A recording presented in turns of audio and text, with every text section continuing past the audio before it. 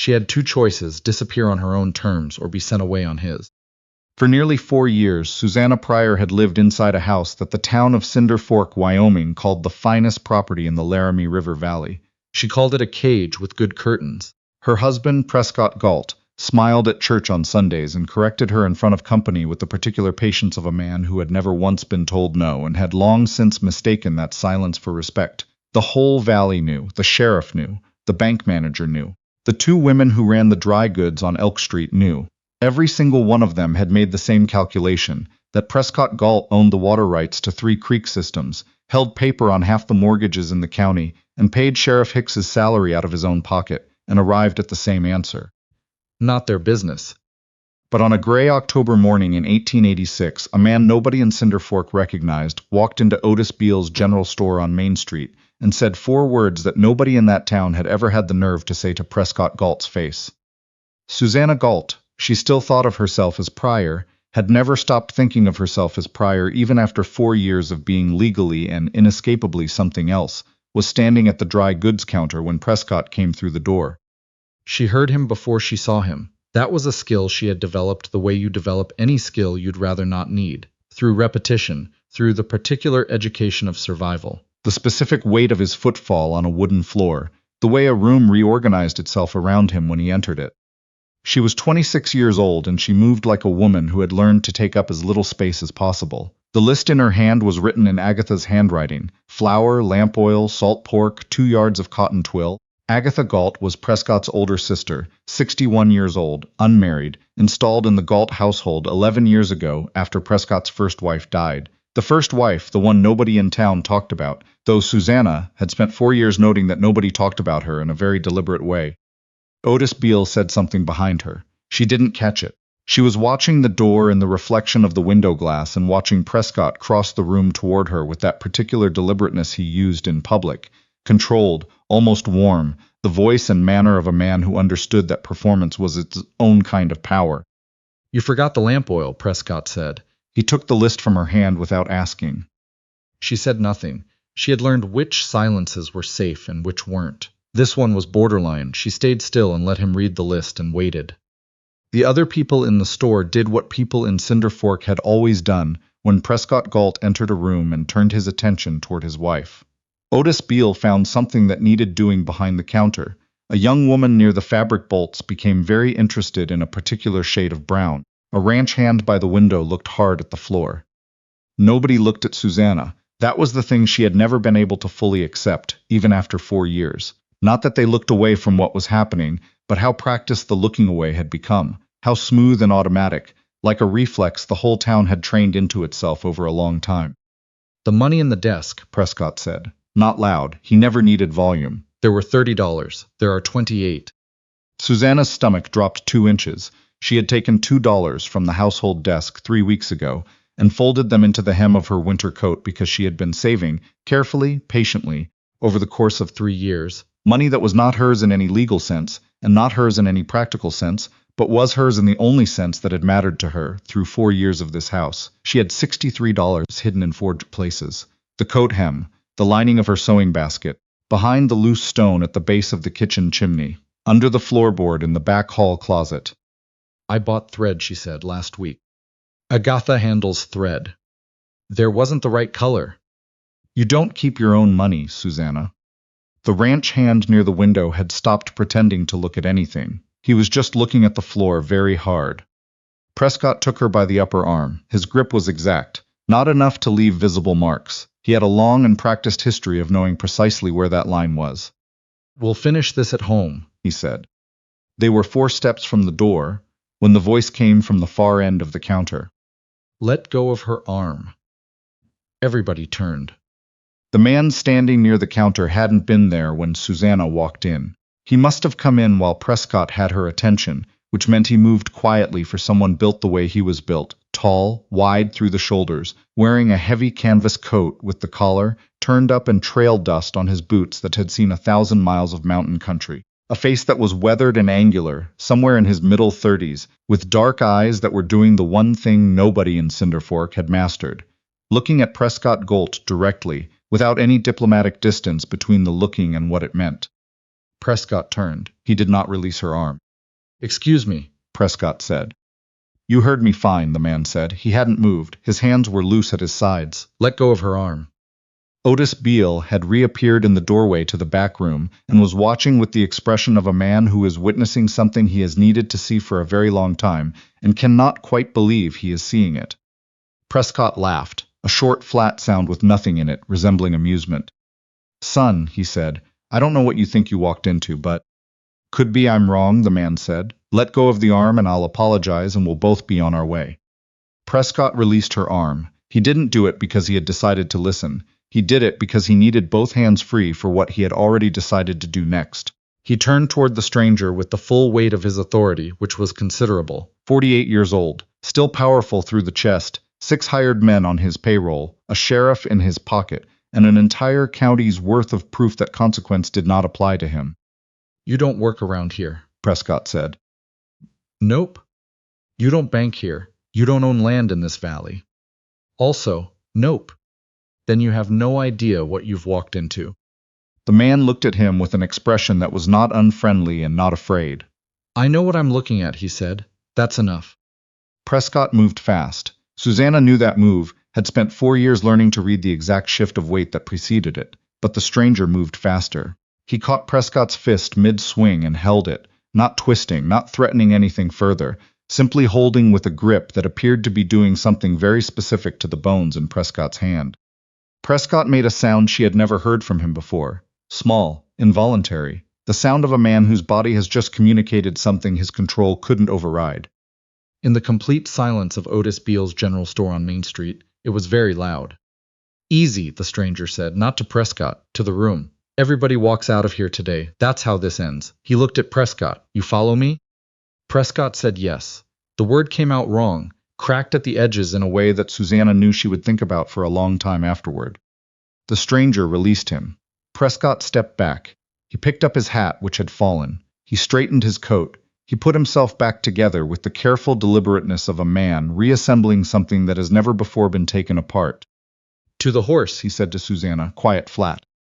She went. She didn't look back. But as she passed through the door into the October cold, she heard Otis Beale say something behind her, in a voice that shook slightly at the edges, the way a voice shakes when it has been held still for a very long time. "Lord," the old man said, "did you see that?" The ride back to the Gault house was 7 miles of complete silence. Prescott rode ahead. He didn't speak. He didn't look back. The road through the valley was hard-packed and dry from a week without rain, and the cottonwoods along the creek had gone yellow, and the sky above was the flat white of a sky building toward something and leaning toward worse. Susannah rode with her eyes on the middle distance and kept herself in the small interior place she had built over 4 years. The place you go when what is happening to you is happening, and you need to be slightly adjacent to it rather than fully inside it. Agatha was on the porch when they rode in. Agatha Gault had the posture of a woman who has spent her entire life being correct and found it exhausting. She was 61 years old, small and angular. With cold gray eyes, she used the way other people used language, precisely, intentionally, to land on exactly the thing she meant. She watched Susannah dismount with an expression of flat assessment. She said something low to Prescott as he passed her on the steps. Susannah caught 2 words, "stranger and tonight." Then the door closed. Supper was a performance of normalcy. Agatha talked about the neighbor's fence dispute, the way she always talked about the fence dispute, as if it were a piece of music she found soothing to return to. Prescott ate steadily. Susannah ate what she could and kept her eyes on her plate and listened to the silences between Agatha's sentences, which were more informative than the sentences themselves.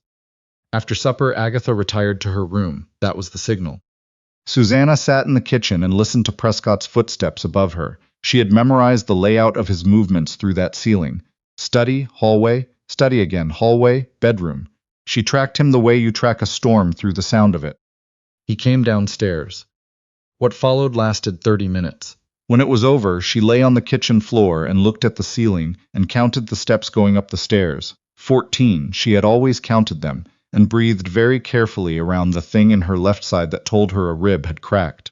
The wood floor was cold under her cheek. The kitchen smelled like the supper she had cleaned up, and the lamp oil and the particular cold that came in under the back door, no matter how carefully it was sealed. She lay there a while, then she got up. Getting up was what you did. She cleaned the kitchen and went to bed and lay in the dark and thought about $63 in 4 hiding places, and about the man in the store, and the sound that Prescott had made when that grip closed around his wrist. That small, involuntary sound. She hadn't heard Prescott Gault make an involuntary sound in 4 years. 4 years earlier, Susannah Pryor had been a different kind of person. Not fundamentally different.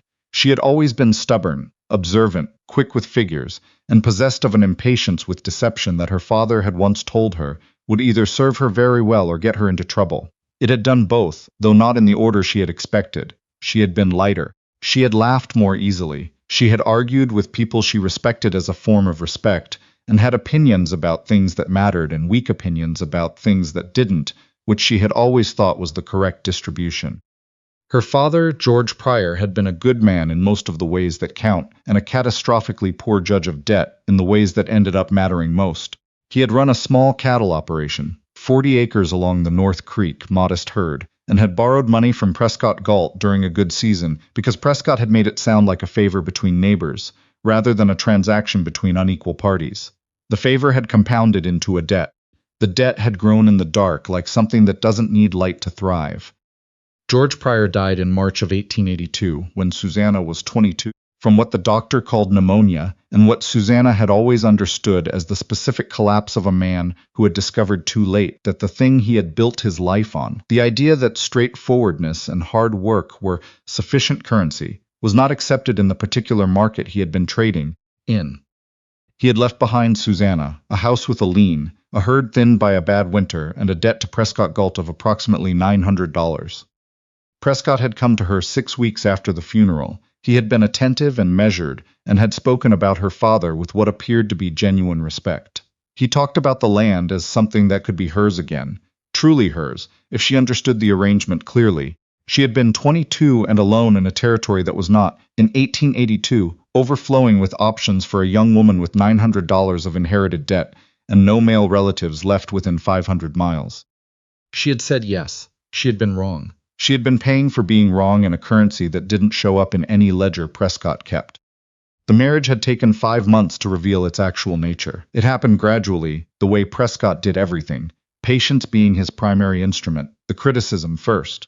Then the isolation, friends discouraged, visits quietly curtailed, her movements controlled incrementally until the control was simply the air she breathed. Then Agatha installed in the house, not as family but as an extension of Prescott's own oversight, a secondary pair of eyes with a talent for psychological precision that Susannah had come to understand was more dangerous in certain ways than anything Prescott did directly. Agatha didn't use violence. Agatha used language. She had a gift for reframing, for taking what was happening and translating it into an entirely different thing with a perfectly reasonable vocabulary, so that the person it was happening to began to doubt what they were experiencing, began to use the new vocabulary themselves, began to explain their own imprisonment in the terms of their imprisoner, until she stopped, walked outside regardless of weather, stood in the yard until the voice cleared, and her own thoughts came back, a little thinner each time, a little rougher, but still hers. The money was her own thoughts made physical.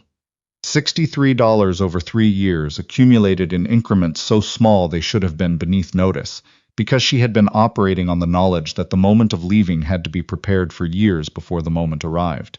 She didn't have a destination. She had a direction. She had stayed because leaving without resources was simply a different kind of trap, and she had spent 3 years building the one kind she could.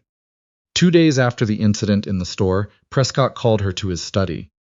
He sat behind the desk with his hands folded on it in that boardroom way he had, and he told her in the flat accounting voice of a man reading items off a ledger that he had been in correspondence with a woman in Cheyenne, a Mrs. Edna Tolliver who ran an establishment for working women, that the establishment provided room, board, and appropriate work for women who found themselves in need of a fresh situation, that he had spoken to Mrs. Tolliver about Susannah, that the arrangements were largely settled. He said the word arrangements.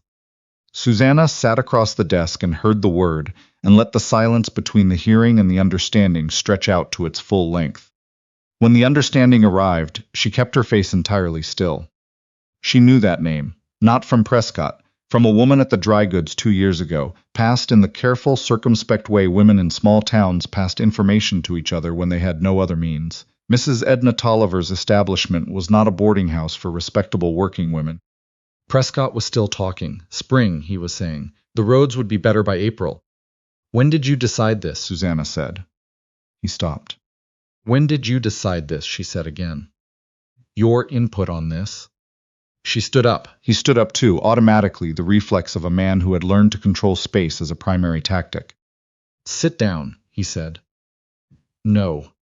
The word came out of her the way pressure comes out of something that has been sealed for too long. Simple. Absolute.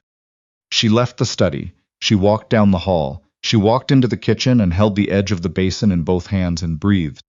April. The passes in April, and Prescott had never once waited 4 months for anything he had already decided to take. She stood at the sink and thought about $63, and the man in the store, and the 4 words he had said, and the way Prescott's hand had looked when someone had made him make a sound he hadn't chosen to make. She let go of the basin. She went to the sewing basket. She went to the kitchen chimney. She went to the back hall closet. She went to the coat hem, $63 in bills and coins wrapped in cloth.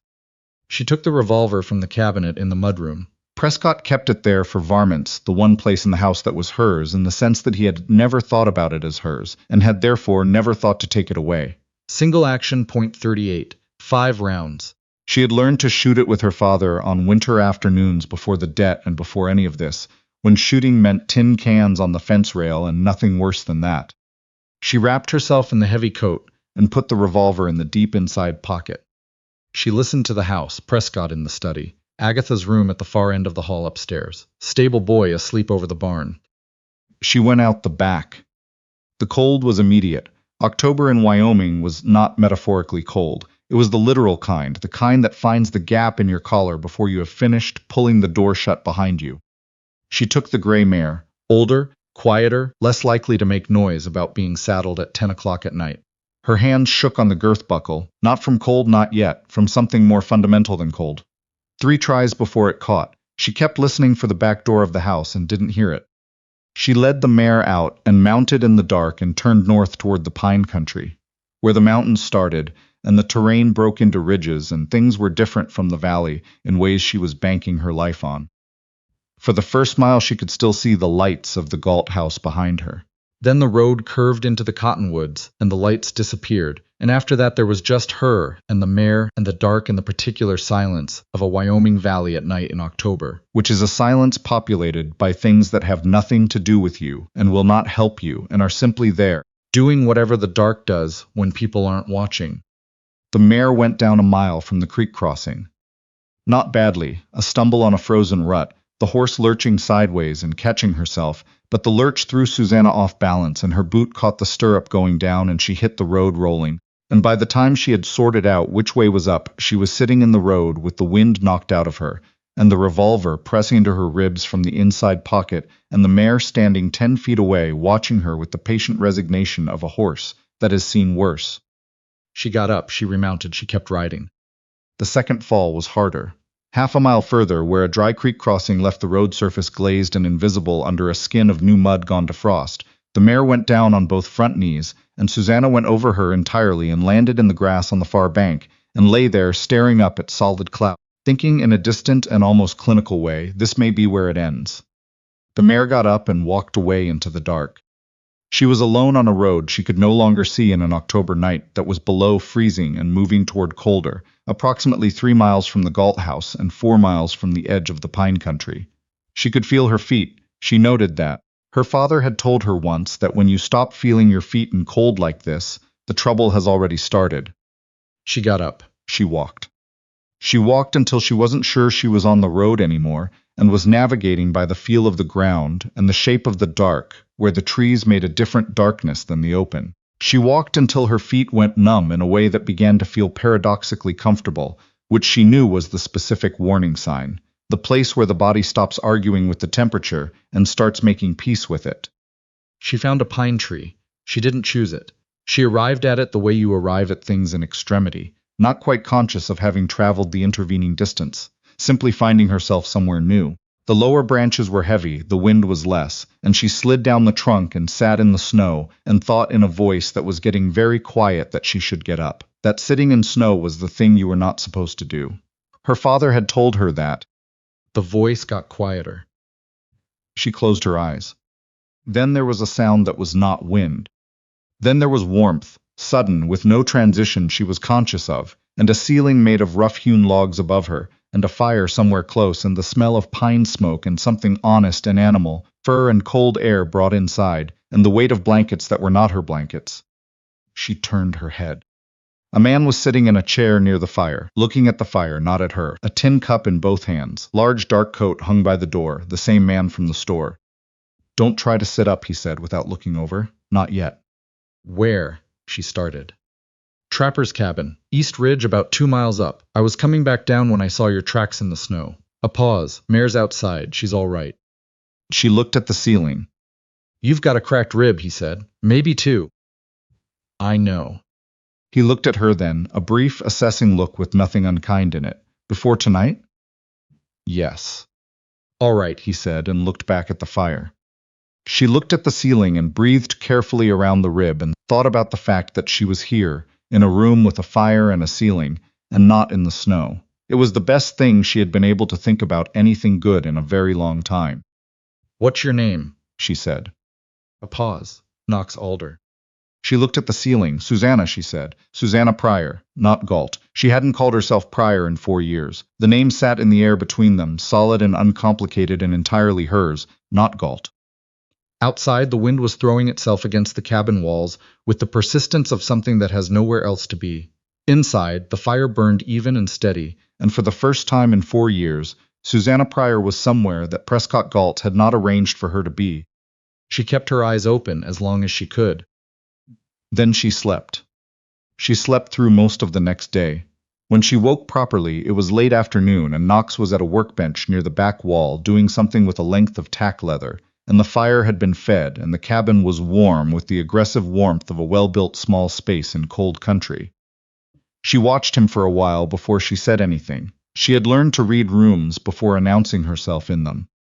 He didn't take up space the way Prescott did. That was the first thing she noticed. Prescott had always expanded into every room he entered. Territorial, deliberate, making sure the space understood it belonged to him. Knox Alder simply occupied the space he was in. Exactly the space, and no more. She hadn't seen that in a man in 4 years, and barely recognized it at first. She kept looking for the seam, the place where the presentation parted from what was underneath. She couldn't find one. "You're awake," he said, without looking up. Breathing changed. She asked for water. He brought it without ceremony. He brought broth after that, venison, plain, with salt, and she drank it and felt her body receive it with a gratitude that was almost embarrassing in its intensity. "He'll come looking," she said. "Probably. He has men, 4 on the payroll, and Sheriff Hicks." Knox was quiet for a moment. "I know of Hicks," he said, "same way I know of Gault." She looked at him. "Otis Beale," she said. Knox nodded once. "He mentioned you. Not gossip, just things he said sometimes when I came in for supplies once or twice a season. Said Gault's wife had come in with her face wrong. The way a man says things when he needs someone else to do something he can't do himself." She thought about Otis Beale behind his counter, watching and not intervening, watching again, the particular grief of a man who sees clearly and cannot act and hates himself for it every time. "He mentioned me," she said. 7 times, Knox said, "over 3 years." She looked at the fire. He counted. "I counted." She looked at him. He was looking at the fire. "Why?" she said. He turned to look at her then. Direct, unhurried, the same eyes that had looked at Prescott Gault in the store, without any of the careful diplomatic blankness that the rest of the town had spent years perfecting. "Because someone should have been paying attention," he said. "Someone should have been." She didn't say anything. There wasn't anything adequate to say to that, and she had used up her supply of merely adequate things a long time ago. That night she told him about Mrs. Edna Tolliver. All of it. The study, the desk, the word arrangements in Prescott's flat accounting voice, the way he had said spring, as if spring were a reasonable amount of time, as if she were a piece of furniture being stored until delivery could be arranged. Knox listened. His hands, resting on the table, went still in a particular way. Not tense, just still, the way something goes still when it has decided something.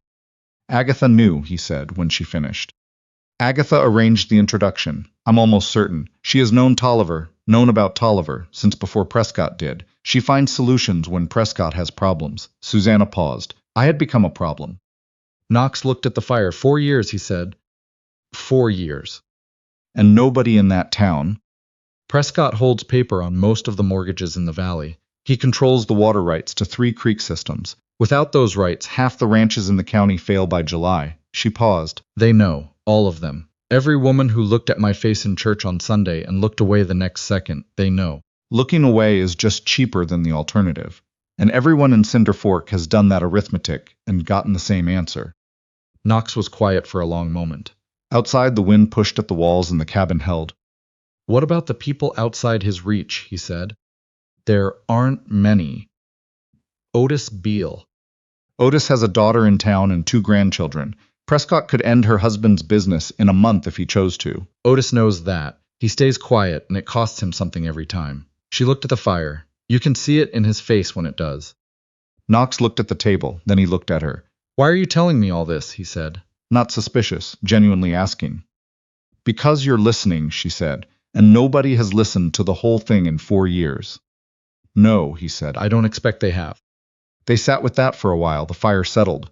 The wind outside did the persistent thing that Wyoming wind did, pushing without urgency, simply present, the way cold was present in this country. Not malicious, just there, the ongoing indifferent fact of it.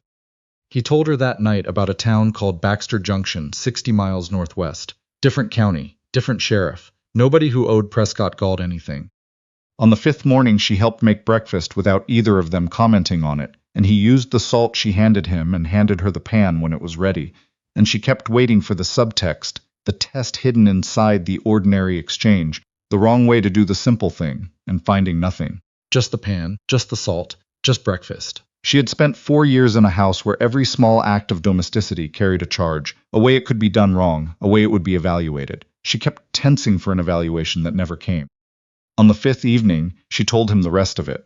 The first year, the way the control had been installed so gradually that by the time she understood its shape, she had already been separated from every external reference point she might have used to measure it against. The night in the 2nd year, she had made it as far as the road before Prescott had found her.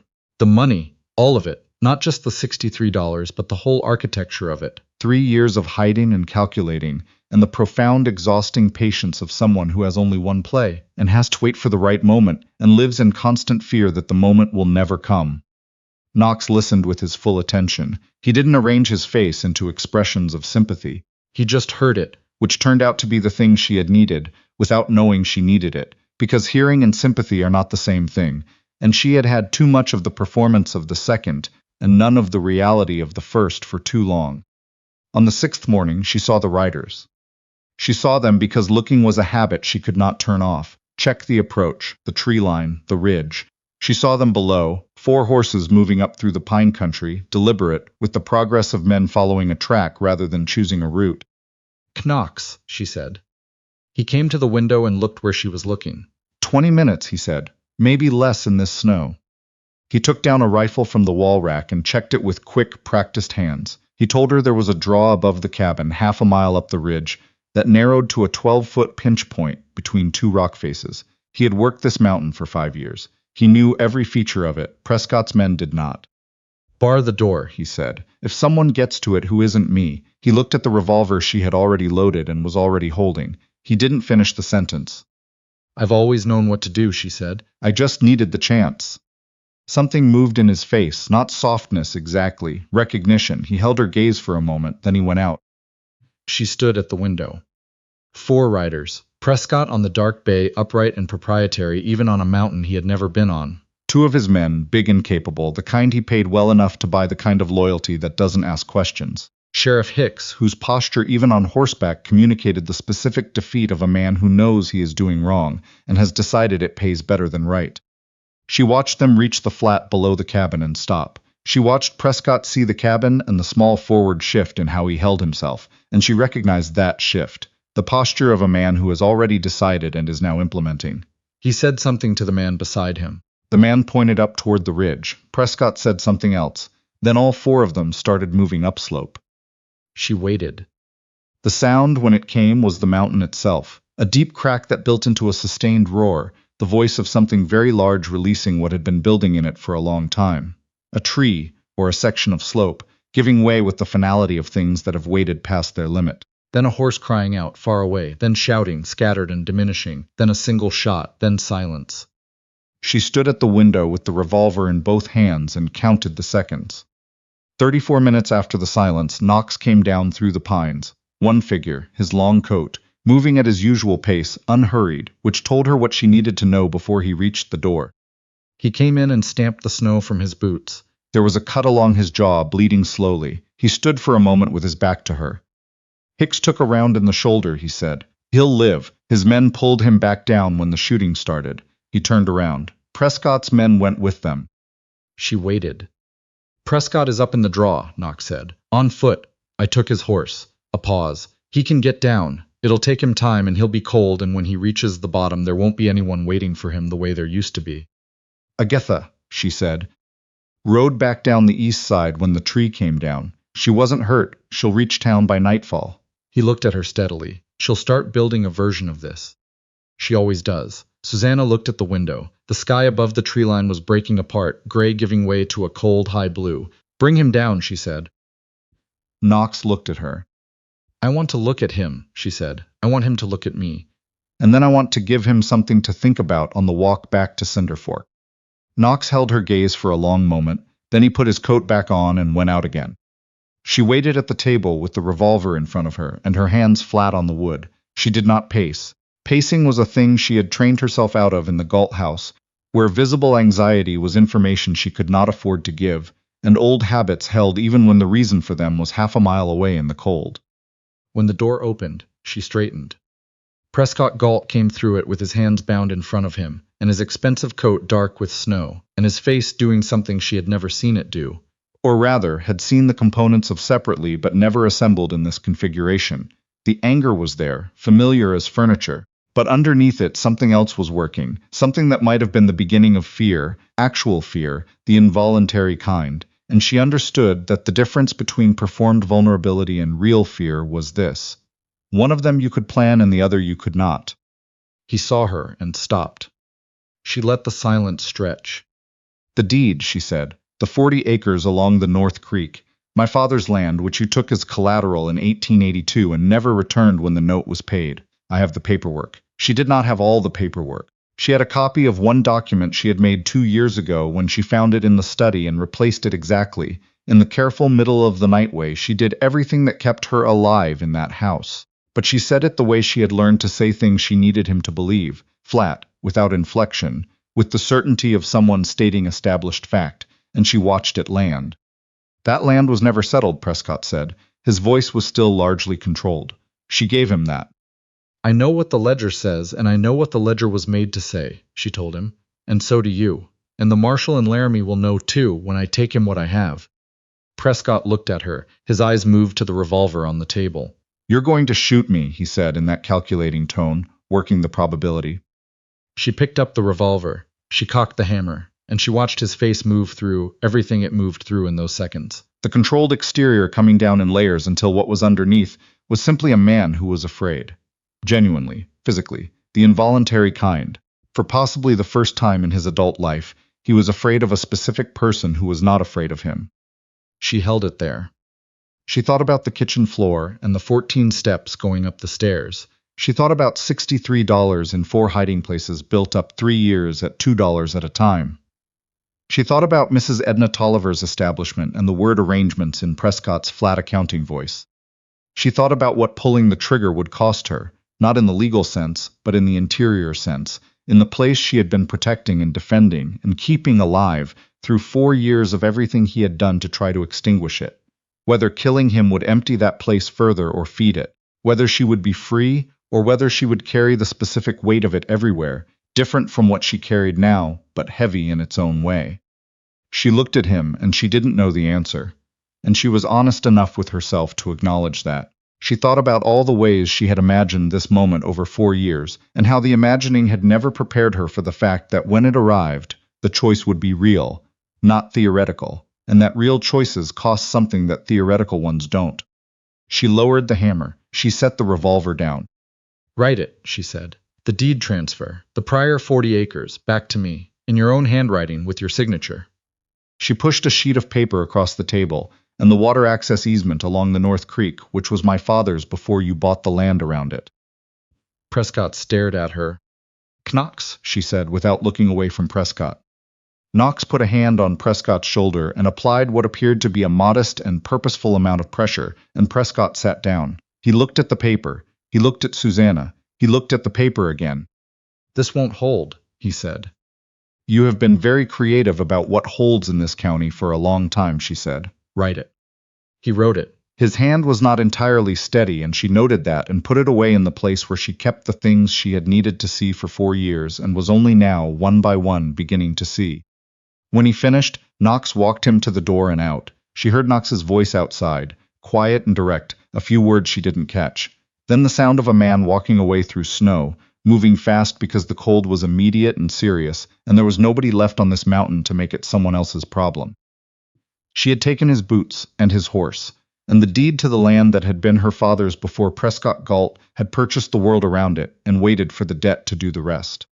She sat at the table and looked at the deed with her own name on it, Susannah Pryor, in Prescott Gault's careful and somewhat unsteady handwriting, and listened to the sound of him going, getting smaller, and felt the shaking start in her hands.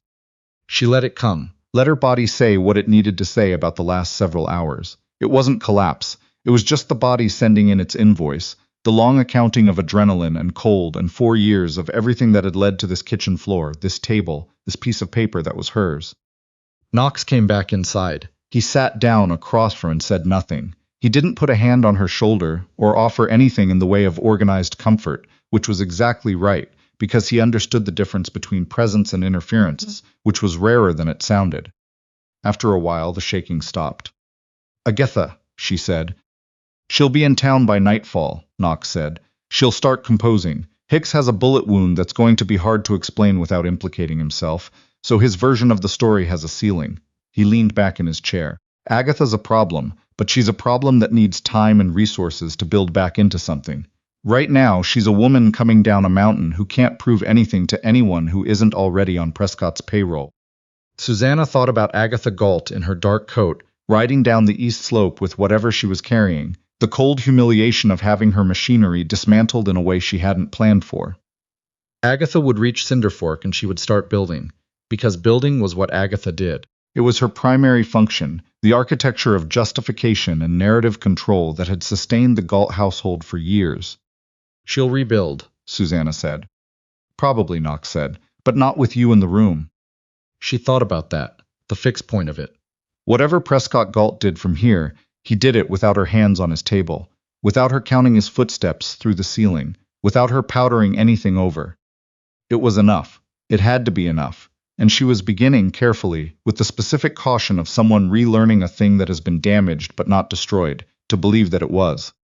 Baxter Junction, she said. 60 miles northwest, he said. The sheriff there is a man named Aldous Birch, old-fashioned in the right ways. She looked at the window. The sky above the tree line had broken open, the gray pulled apart to show blue behind it, cold and high and very certain of itself. We leave tomorrow, she said. He looked at her with something in his face that was not quite a smile, but was what a smile comes from, the thing underneath it. Tomorrow, he said. They rode out at first light with the valley still blue below them, and the sky going pale in the east, and she turned once in the saddle to look back at the cabin, small against the cliff face, smoke beginning to rise from the chimney into the cold, clean air. The whole small, sturdy structure that had been for 6 days the place where she had stopped being someone's property and started being herself again. She looked at it long enough to remember it properly. Then she turned north and didn't look again. The first day of riding was hard on the rib, and she didn't complain about it.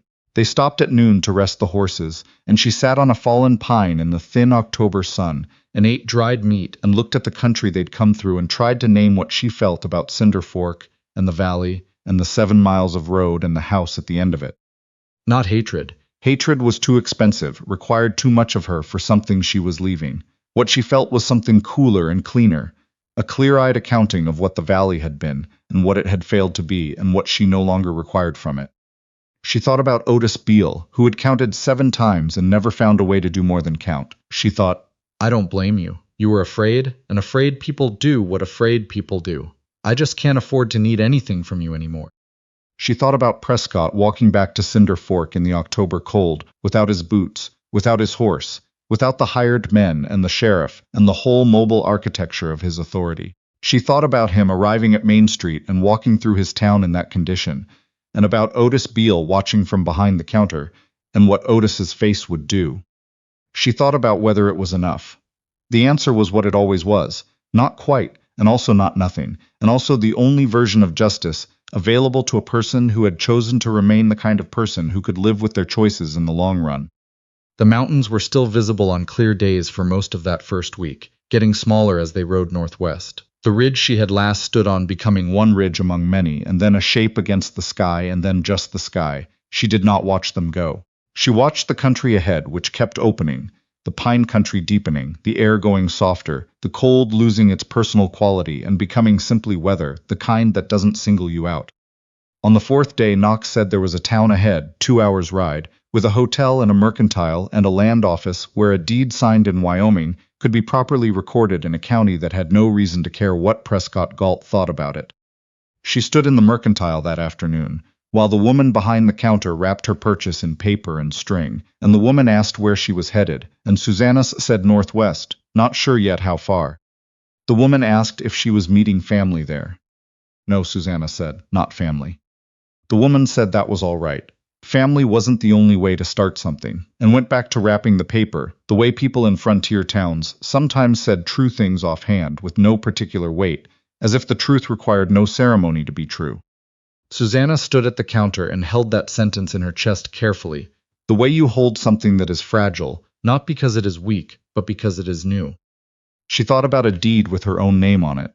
She thought about 40 acres along a North Creek, waiting for whatever she decided to do with them, which was a decision she did not need to make today or tomorrow, which was its own kind of wealth, the wealth of a future that had not already been decided by someone else. She thought about Knox Alder, who had counted 7 times and said someone should have been paying attention, and who rode beside her without filling the silences, and without requiring explanation, and without making the ordinary exchanges of ordinary days into anything more than what they were.